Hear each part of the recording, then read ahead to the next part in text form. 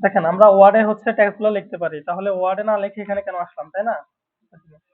এখানে হচ্ছে স্প্রেডশিট, এটাকে কি বলা হয়? একটা স্প্রেডশিট অ্যাপ্লিকেশন। আমরা যে কোনো ক্যালকুলেশন আমরা এখানে করতে পারি।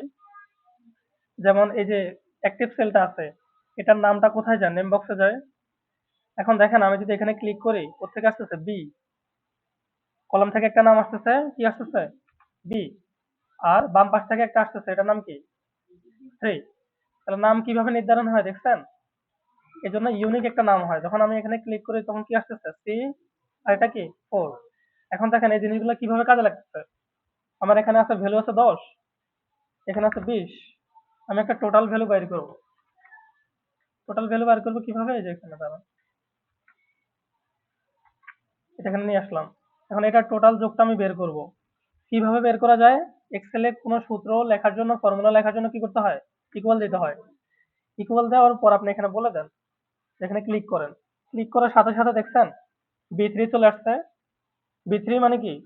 বি, কলাম হচ্ছে বি, রো হচ্ছে কি? 3। এখন আপনি যোগ দেন। যোগ দিয়ে কি করবেন? এখানে ক্লিক করেন।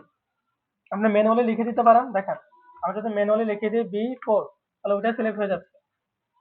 ওকে, এন্টার বাটনে হিট করেন, চলে আসছে কিনা 30, বুঝছেন? আবার দেখাচ্ছি, এক্সেলে আমরা কোনো ফর্মুলা লেখার জন্য ইকুয়াল সাইন দিতে হয়। দেওয়ার পর আমরা যে ডেটাটা নিয়ে আসবো, এখন বি3 মানে কি? 10।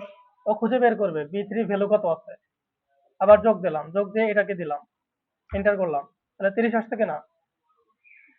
এখন এখানে যদি আমি ভ্যালু আপডেট করে দিই, 50 দিয়ে দিই, ও বি3 হিট করতেছে যে বি3 তে কত ভ্যালু আছে, বুঝছেন? এখানে আপনি যাই দেন না কেন ওটা চলে আসবে।